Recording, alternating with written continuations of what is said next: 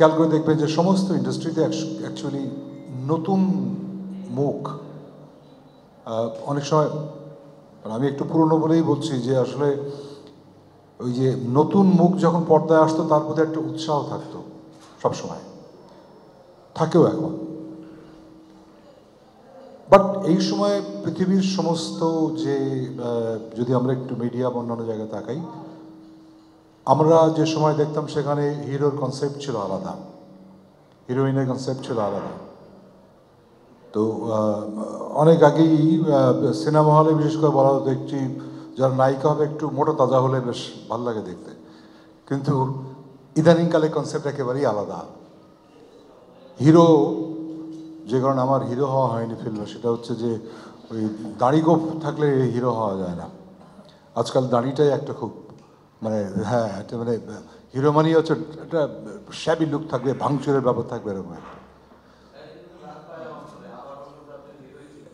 হ্যাঁ ঠিক আছে, সেই বুঝি যখন বেশ দাড়ি চল হয়েছে তখন আমারও চল হয়েছে আর কি, সেই সেন্সে।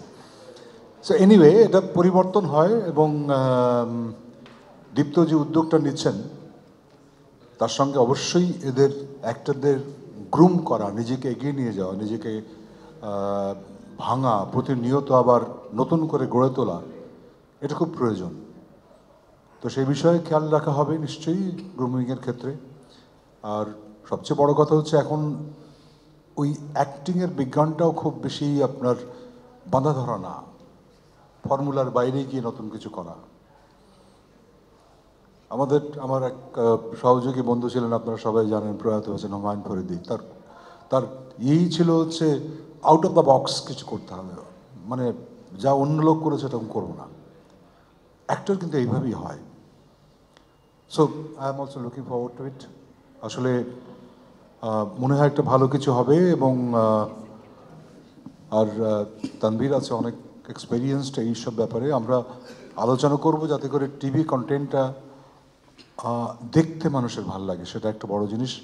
আর সত্যি কথা বলতে কি, এই সময়টা আপনারা জানেন যে আমাদের টেলিভিশন ইন্ডাস্ট্রি, আমাদের film industry, even I should say ওটিটিও একটা সমস্যার মুখোমুখি হচ্ছে। আমাদের বাজার কিন্তু এরকমভাবে পড়ে হচ্ছে, এটা ইস রিলেটেড টু মার্কেট, কিছু করার নেই। সো এটাও আমাদের লক্ষ্য করতে হবে যে টেলিভিশন ইন্ডাস্ট্রিকে আমরা কি করে আরও একটা বড় জায়গায় নিতে চাই। আমরা কিন্তু একটা গ্লোবাল কম্পিটিশনের মধ্যে আছি। তো সেই জন্যে নতুন মুখ যেমন দরকার, যারা কন্টেন্ট বানান তাদেরও একটা